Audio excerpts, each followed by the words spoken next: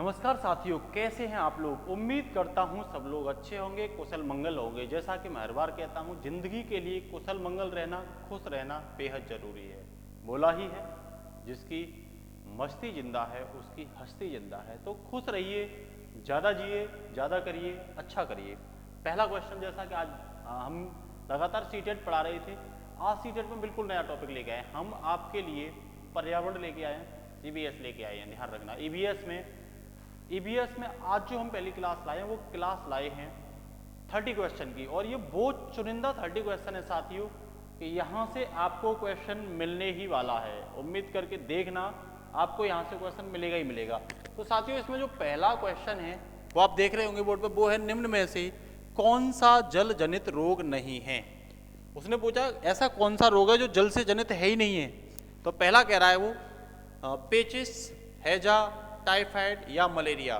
तो साथियों ध्यान रखना, इसमें देखो पेचिस भी जल से होता है, हैजा भी होता है, टाइफाइड भी होता है। इसमें कौन सा नहीं है? तो इसमें मलेरिया नहीं है। कौन नहीं है?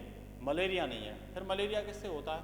तो मलेरिया जो होता है वो मादा जो एनाफिलीज मच्छर होता है उससे होता है। ये मच्छर आप देख रहे होंगे, ये मलेरिया का मच्छर है, ठीक है ना। ये मच्छर किसका है? मलेरिया का। इसके बारे में बेसिक सी बात है अगर मैं आपसे बोलूँ तो ये मलेरिया मादा एनाफिलीज से के काटने से होता है, ठीक है ना। ये प्रोटोजोआ से होता है, ध्यान रखना। किससे होता है? प्रोटोजोआ से होता है। आप देख रहे होंगे मलेरिया बनने का कारण है कि वो बॉडी का जो टेम्परेचर होता है वो क्या हो जाता है? डगमगा जाता है। किसका टेम्परेचर? बॉडी का टेम्परेचर, ठीक है। तो कह रहा है ये मलेरिया भारत में पूरी तरह लगभग 77% मामले भारत में मिलते हैं मलेरिया के। कितने मामले? 77% मामले, जिसमें गुजरात, राजस्थान, कर्नाटक, गोवा, छत्तीसगढ़, ये ज़्यादातर तो तटीय क्षेत्रों में, ठीक है ना। तटीय क्षेत्रों में भी ये मामले बहुत मिलते हैं। इसके लक्षण आप जानते ही हो, बुखार आना, सिर दर्द, उल्टी वगैरह, ये ठंड का लगना, ये सब इसके क्या हैं? लक्षण हैं। इसी के साथ नेक्स्ट इंपोर्टेंट क्वेश्चन है, लंबी और खारचदार मेरी पूंछ है, मैं सभी चूहों को चुनता हूं और खाता हूं, मैं कौन हूं? तो आपको ये बताना आखिरकार ये कौन है जिसकी पूंछ लंबी है, खारचदार है, चूहों को चुनता है और खा जाता है। क्या करता है? खा जाता है। तो बताइए, कह रहा है कि मैं कौवा हूं, मैं चील हूं, मैं कठफोड़वा हूं या मैं गिद्ध हूं, ठीक है ना।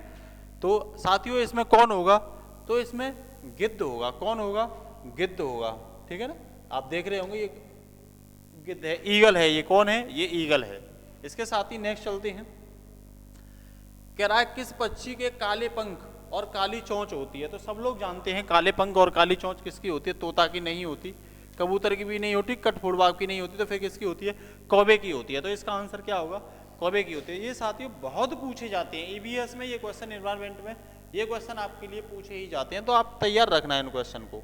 इसके साथ ही नेक्स्ट कह रहा है कौन सा पक्षी पेड़ों के तने में छेद करता है और छिपे हुए कीड़ों को खा जाता है? बेहद इंपोर्टेंट है। कह रहा है वो वल्चर, क्रो, वुड पेकल्स या बारबैट्स। तो ध्यान रखना इसमें कौन होगा? कठफोड़वा होगा, है ना। वुड पैकर्स होगा। कौन होगा? वुड पैकर्स होगा। इसके साथ ही नेक्स्ट है साथ, ये आप देख रहे होंगे, ये कठफोड़वा है, ये इसकी चोंच है और ये क्या कर रहा है? पेड़ में मतलब चोंच लगा रहा है, ठीक है ना। इसके साथ ही नेक्स्ट, स्टैचू ऑफ यूनिटी किस राज्य में मौजूद है? कह रहा है राजस्थान, गुजरात, पंजाब या उत्तर प्रदेश। से पता है दुनिया की सबसे ऊंची अगर कोई भी स्टैचू है तो वो कौन सी है? सरदार वल्लभ भाई पटेल की। और वो कहाँ पे साथियों? गुजरात में है। ये हमारी एक अच्छी विरासत है, एक प्रकार से कह सकते हो। तो इसकी दुनिया में सबसे ऊंची बात करोगे तो 162 मीटर स्टैचू ऑफ यूनिटी है, जो कहाँ पड़ती है? गुजरात में, आप जानती हो। दूसरे नंबर पर आपसे पूछ लेगा Spring Temple of Buddha 153 metre. फिर आप देख रहे होंगे 120 मीटर स्टैचू ऑफ लिबर्टी, ठीक है ना। ये सब आपके लिए इंपोर्टेंट है, एग्जाम में पूछा जा सकता है। ये इसमें बेहद इंपोर्टेंट हो सकता है। आप इसे क्या रखना? आप इसे तैयार करके रखना। ये इंपोर्टेंट हो सकता है आपके लिए, ठीक है, आपके एग्जाम के लिए। इसके साथ ही नेक्स्ट है, मैं वर्षा के बाद प्रकट होता हूँ, मेरे पैर नहीं है इसीलिए मैं रेंगता हूँ। कौन हो सकता है ये? मेंढक तो नहीं रेंगता, डॉल्फिन मछली भी नहीं रेंगती, मगरमच्छ रेंगता है लेकिन वर्षा के बाद प्रकट होता है, ऐसा नहीं है। तो फिर कौन होगा? घोगा होगा। देखो हम दिखाते हैं आपको, जो स्नेल्स होते हैं उनकी स्किन देखो, ये कवच है, इसका सुरक्षा कवच। जब कोई भी दिक्कत आती है तो इस कवच में क्या हो जाता है? ये घुस जाता है, ठीक है ना। ये घोगा है, आप देख रहे होंगे। इसके साथ ही नेक्स्ट है, किस जानवर को चुने जो कूद सकता है? मतलब कूदने वाला, जंपिंग करने वाला कौन है? ऊंट कभी जंपिंग नहीं करता, डॉल्फिन मछली भी नहीं करती, मगरमच्छ भी नहीं करता। फिर कौन करता है? कंगारू करता है। कौन करता है? कंगारू करता है। देखिए आप कंगारू, तो कोई इसकी एक थैली होती है पेट में, इसका बच्चा छलांग मार के इसमें एंट्री मार जाता है, तो ये कौन है? ये कंगारू है। ये कौन है? ये कंगारू, आप याद रखना, ठीक है ना। तो इसका आंसर क्या होगा? कंगारू होगा। फिर नेक्स्ट कह रहा है कौन सा पक्षी ऊंची डाल पर घोंसला बनाता है? तो कोयल तो नहीं बनाती ऊंची पे, गौरैया भी नहीं बनाती, तो कौन बनाता है? कौवा बनाता है। ध्यान रखना, इसके घोंसले में तार मिलते हैं, लोहे के, कांच मिलता है, चूड़ियां वगैरह मिलती हैं, ठीक है ना, ये सब इसके घोंसले में मिलता है। इसके साथ ही नेक्स्ट कह रहा है डंफा वन्यजीव अभ्यारण्य कहाँ स्थित है? बेहद इंपोर्टेंट है। डंफा वन्यजीव अभ्यारण्य कहाँ स्थित है? मिजोरम, नागालैंड, आसाम या सिक्किम? पहले तो मैं ये बता दूं सब राज्य पूर्वोत्तर के हैं, तो इसका आंसर जो होगा वो मिजोरम होगा। कौन सा होगा? मिजोरम होगा। इसके साथ ही नेक्स्ट है साथियों, ये देख रहे होंगे मिजोरम कहाँ है? तो मिजोरम देखो, मिजोरम की सीमा ये लगी हुई है पूर्वोत्तर में, ये लगी हुई है मिजोरम की सीमा। ये बर्मा है, ऊपर मणिपुर, आसाम, त्रिपुरा, ठीक है ना, ये त्रिपुरा है। इसके साथ ये नागालैंड और ये मणिपुर है, आप ध्यान रखना, ठीक है। इसके साथ ही नेक्स्ट है बाबा आमटे किस पर्यावरण आंदोलन से संबंधित है? बेहद चुनिंदा, मेरी तरफ से ये मोस्ट 5 स्टार क्वेश्चन है। कितने स्टार? 5 स्टार। कह रहा चिपको आंदोलन, एपको आंदोलन, नर्मदा बचाओ आंदोलन या ग्रीन बेल्ट? तो साथियों इसका आंदोलन होगा नर्मदा बचाओ आंदोलन। आपको कमेंट बॉक्स में बताना है चिपको आंदोलन किससे संबंधित है, इसका विषय क्या है, ये आपके लिए इंपोर्टेंट हो सकता है। इसके साथ ही नेक्स्ट है साथियों, किस पक्षी ने कहा कि मेरे सिर पर सिका है? तो मोर, तोता, गिद्ध या मुर्गा? इनमें से तो किसी के सिर पर सिका होता नहीं है, फिर किसके पर होता है? मोर। मोर भारत का कौन सा पक्षी है, ये आपको बताना है। मोर भारत का कौन सा पक्षी है? और दूसरा आपको क्वेश्चन बताना है उत्तर प्रदेश का राजकीय पक्षी कौन है, ये कमेंट बॉक्स में आपको बताना है, ये आ सकता है एग्जाम में। तो ये देख रहे होंगे आप मोर, कितना सुंदर एकदम देख रहे होंगे। इसके सखा देखो, ये है सिका, इसके क्या है? ये है। तो आप उम्मीद करता हूँ ये पहचान रहे होंगे और तैयार करिए, तैयार करके टॉपिक को और ज़्यादा मजबूत बना लो, ये आएंगे क्वेश्चन। नेक्स्ट, मानव शरीर के समुचित कार्य के लिए आवश्यक विटामिनों की कुल कितनी संख्या है जो समुचित कार्य के लिए जरूरी है? Proper functioning of the human body. कितनी विटामिन हैं? कह रहा 17, 13, 15 या 22। तो साथियों ये जो विटामिन है वो कितनी है? 13 विटामिन है। कितनी है ये? 13 विटामिन है जो मानव शरीर के समुचित कार्य के लिए क्या होती हैं? आवश्यक होती हैं। मानव की स्ट्रक्चर में विटामिन का बहुत बड़ा रोल होता है, आप जानती हो, ABCD, ठीक है ना, E और K, ये क्या है? सब विटामिन है। विटामिन D कहाँ से मिलती है? सूर्य से मिलती है, ठीक है ना, तो ये ध्यान रखना। K रक्त को थक्का नहीं जमने देती, तो ये बेहद इंपॉर्टेंट आपकी क्या है? विटामिन है। कौन विटामिन जल में नहीं घुलती है, कौन विटामिन वसाओं में घुलती है, ये क्वेश्चन पूछे जाते हैं। तो विटामिन टॉपिक को आप क्या करिए? तैयार करिए, ठीक है ना। विटामिन की खोज किसने की, ये भी आपको बताना है। नेक्स्ट है शकरकंद एक भूमिगत संरचना है जो भोजन का भंडारण करती है। इस पौधे में भोजन कहाँ से बनता है? भोजन कहाँ से बनता है, ये पूछ रहा, कहाँ से बनता है? पत्तियों से, फलों से, तना से या जड़ से? शकरकंद है क्या? तना, ये चीज रखना है तना, लेकिन भोजन कहाँ से बनता है? तो इसका आंसर होगा पत्तियों से। भोजन पत्तियों के माध्यम से ही बनता है। कहाँ बनता है? पत्तियों के माध्यम से ही भोजन बनता है। इसके साथ आप देख रहे होंगे ये क्या है? शकरकंद है। बेहद शानदार फल है, ठीक है ना। भारत में जब कौन सा ये अभी त्योहार गया है, कल परसों ही गया है, देवठान के उपलक्ष्य में इसका बहुत बड़ा रोल होता है, ठीक है। नेक्स्ट है, निम्न में से सबसे प्रचुर मात्रा में कोला कौन सा मिलता है भारत में? कह रहा लिग्नाइट, एंथ्रासाइट, बिटुमिनियस या पीट? एंथ्रासाइट तो सबसे उच्च क्वालिटी का कोयला होता है, मैक्सिमम कार्बन की मात्रा होती है, लेकिन मिलता कौन सा सबसे ज्यादा मात्रा में? तो इसका आंसर सी होगा, बिटुमिनियस मिलता है। कौन सा मिलता है? बिटुमिनियस। कहा ही है उसने, which among the following the most abundant type of coal? तो इसमें कौन सा हो जाएगा? बिटुमिनियस इसका आंसर हो जाएगा। इसके साथ ही नेक्स्ट है, which of the following animals is called cold blood? मतलब किसका ठंडा खून है, किस जानवर का खून ठंडा होता है, ये क्वेश्चन पूछा जाता है साथियों, ठीक है। कह रहा मगरमच्छ का, नेवला का, लोमड़ी का या बंदर का? तो इसमें आंसर क्या होगा? मगरमच्छ होगा। देखो कुछ ये मैं आपको दिखाई दे रहा हूँ किसका खून ठंडा होता है, किसका गर्म होता है, क्योंकि यहाँ से क्वेश्चन पूछे जाते हैं। तो आप देख रहे होंगे ये मगरमच्छ है, ठीक है ना। इसका खून क्या होता है? इसका खून भाई ठंडा होता है, याद रखना आप, ठीक है। ये क्वेश्चन पूछा जा सकता है। और किसका होता है? तो देखिए ये कोल्ड ब्लड वाले हैं और ये वार्म ब्लड वाले, गर्म खून वाले। तो गर्म खून को देख लेते हैं पहले। तो देखो कबूतर है, इंसान है ना, नीलगाय है, टाइगर है, लंगूर है, गाय है, कुत्ता है, इन सब के खून कैसे होते हैं? वार्म होते हैं, गर्म होते हैं। ध्यान रखना आप, कैसे होते हैं इन सब के खून? गर्म होते हैं। फिर ठंडे खून किसके होते हैं? मछली देखिए, सीप देखिए ना, ये विभिन्न तरह की बोली, घड़ियाल जो अभी आपने देखा था, मगरमच्छ जिसे कहते हैं, मेंढक का खून, ठीक है ना। तो ये क्या होते हैं? अलग अलग तरह के मेंढक हैं, इन सबके खून ठंडे होते हैं। तो उम्मीद करता हूँ आपको ये समझ में आ रहा होगा, ठीक है। इसके साथ ही नेक्स्ट है साथियों, मुंह में कितने प्रीमोलर्स दांत होते हैं? प्रीमोलर्स तो दांत होते हैं साथियों ये साइड में होते हैं, ये होते हैं प्रीमोलर्स दांत। तो कितने होते हैं? कह रहा है 2, 4, 6 या 8। तो प्रीमोलर्स दांत की जो संख्या होती है साथियों वो 8 होती है। याद रखना कितनी होती है? 8, ठीक है ना। इसके साथ ही नेक्स्ट है ऑटो इकोलॉजी, स्व पारिस्थितिकी तंत्र का क्या अभिप्राय है? Effect of soil on vegetation. Next कह रहा है ecological study of individual organism, मतलब व्यक्तिगत जीवधारियों का पारिस्थितिकी अध्ययन। नेक्स्ट कह रहा है effect of oxidation on vegetation. एक कह रहा है effect of temperature on vegetation. तो इसका आंसर जो होगा वो बी होगा, ecological study of individual organism की, मतलब व्यक्तिगत जीवधारियों का पारिस्थितिकी अध्ययन। इसका क्या हो जाएगा? स्व पारिस्थितिकी का मतलब हो जाएगा, अभिप्राय हो जाएगा, ठीक है ना। इसके साथ ही नेक्स्ट है खाद्य श्रृंखला में ऊर्जा का प्रभाव कैसा होता है? एक दिशीय, बहुदिशीय, चक्रीय या द्विदिशीय? ध्यान रखना, कई बार गलती कर जाते हैं, द्विदिशीय और बहुदिशीय को एक मान लेते हैं, तो ये तो होगा ही नहीं। ऊर्जा का प्रवाह जो होगा वो यूनिफॉर्म होगा, वो यूनि डायरेक्शनल होगा। कैसा होगा? Unidirectional. पूछा ही है what is the impact of energy in the food chain, तो ये हमेशा एक दिशीय होता है, ठीक है। नेक्स्ट, मैंग्रोव वन पर वैश्विक तापन का क्या प्रभाव होगा? मैंग्रोव वन पर वैश्विक तापन का क्या प्रभाव होगा? वे अधिक प्रचुर मात्रा में पैदा होंगे, मैंग्रोव वनों के विशाल क्षेत्र जलमग्न हो जाएंगे, या कार्बन सिंक्स के रूप में उनकी भूमिका अधिक होगी, या ए और सी दोनों होगा?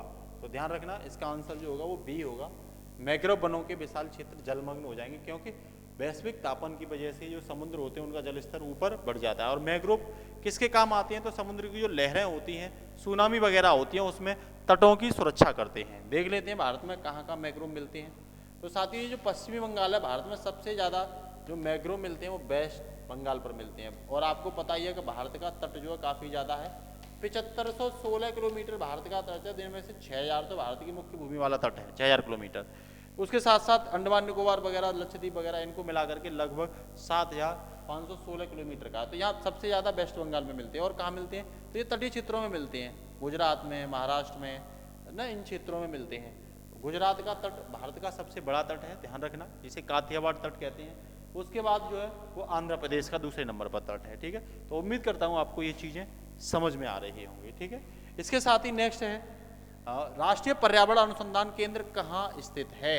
Where is the national environment research centre located, मतलब ये लोकेटेड कहाँ पे है ये पूछा है। कह रहा झारखंड में, नागपुर में, भोपाल में या पुणे में? तो साथियों ये नागपुर में पड़ता है। और मैं बता देता हूँ नागपुर किस राज्य में पड़ता है। तो नागपुर महाराष्ट्र राज्य में पड़ता है। वहीं पर राष्ट्रीय पर्यावरण अनुसंधान केंद्र है। यहीं पर पर्यावरण के शोध के बारे में क्या की जाती है? स्टडी की जाती है, ठीक है। इसी के साथ नेक्स्ट है मनुष्य को सर्वाहारी कहा जाता है क्योंकि वो है, एक तो होता है शाकाहारी जो मांस नहीं खाता है, केवल उत्पादकों पर निर्भर रहता है, नेचुरल वाले पेड़ पौधे वगैरह पर, फसलों वगैरह पर निर्भर रहता है। एक होता है साथियों जो मांस भी खाता है और अनाज भी खाता है, मतलब वेजिटेशन वगैरह भी खाता है, ठीक है ना, उसे सर्वाहारी कहते हैं। तो कह रहा पौधे से अपना भोजन प्राप्त करता है, जीवों पर अपने भोजन के लिए आश्रित रहता है, या वह पौधे व जीव दोनों के उत्पादों को खाता है, या वो निरामिष होता है। तो ध्यान रखिए इसका आंसर होता है ही ईट्स द प्रोडक्ट और बोथ प्लांट एंड एनिमल, मतलब वो प्लांट और एनिमल दोनों को लेता है, वो उत्पादों को भी लेता है और सब एनिमल्स को भी लेता है, दोनों को खाने वाला ही सर्वाहारी कहलाता है। तो आंसर सी इसका हो जाएगा। इसके साथ ही नेक्स्ट कह रहा प्रदूषित जल वह है जो, कौन सा जल प्रदूषित है ये पूछ रहा है। कह रहा है the pollutant water is one which, पहला कह रहा है कंटेन पैथोजेनिक बैक्टीरिया, फिर कह रहा है consist of undesirable substance regarding it unit for drinking and domestic use, फिर कह रहा है वो is safe and sustainable for drinking and domestic use, और कह रहा है इज कॉन्टामिनेटेड, तो ये तो होगा नहीं, इसका आंसर बी हो जाएगा। मतलब अवांछनीय पदार्थों से मिलकर बनता है जो इसे पीने और घरेलू उपयोग के लिए क्या होते हैं, अनुपयुक्त होते हैं। तो आंसर क्या हो जाएगा, बी इसका राइट आंसर हो जाएगा। इसके साथ ही नेक्स्ट है केंद्रीय प्रदूषण नियंत्रण बोर्ड, CPCB मतलब सेंट्रल पॉल्यूशन कंट्रोल बोर्ड का गठन निम्न में से किस अधिनियम के तहत किया गया। पहला कह रहा है water prevention and control pollution act 1977 मतलब जल प्रदूषण और उपकर अधिनियम 1977। दूसरा कह रहा है air prevention and control of pollution act 1981 मतलब वायु प्रदूषण और अधिनियम मतलब प्रदूषण की रोकथाम और नियंत्रण अधिनियम 1981। Water and prevention and control pollution act 1974 मतलब जल या प्रदूषण की रोकथाम और नियंत्रण अधिनियम 1974 या इनमें से कोई नहीं। तो साथियों इसका आंसर जो हो जाएगा वो बस 1974 का जल अधिनियम 1974 हो जाएगा, मतलब प्रदूषण रोकथाम नियंत्रण अधिनियम इसका आंसर हो जाएगा।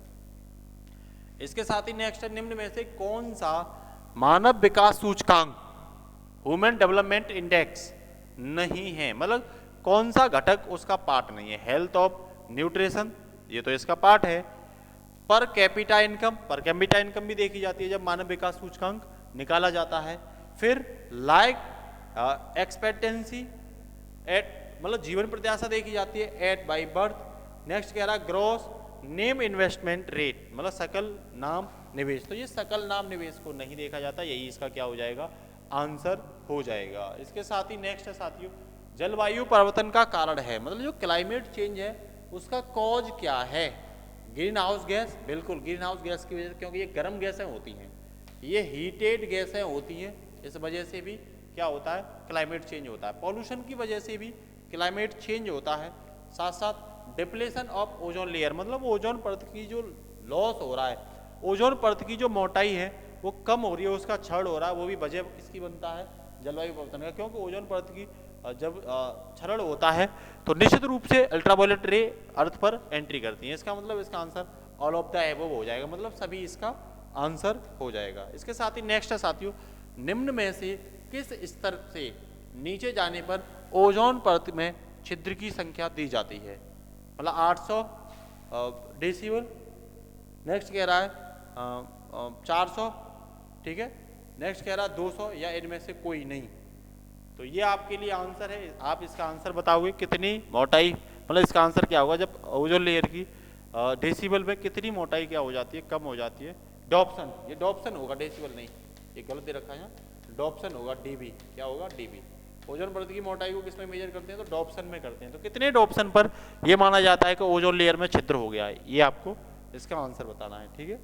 नेक्स्ट है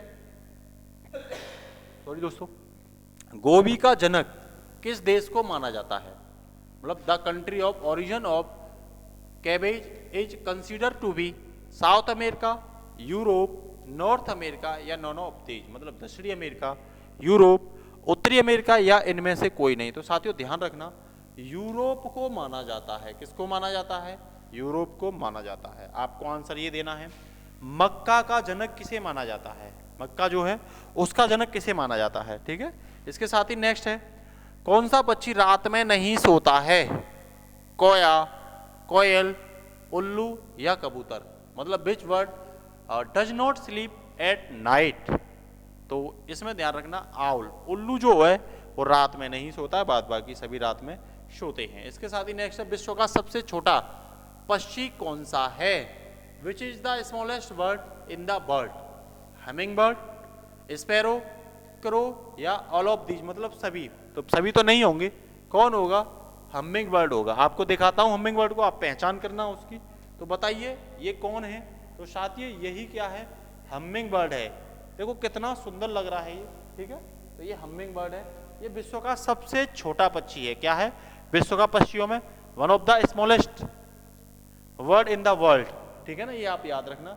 तो हमिंग बर्ड इसका क्या हो जाएगा आंसर हो जाएगा।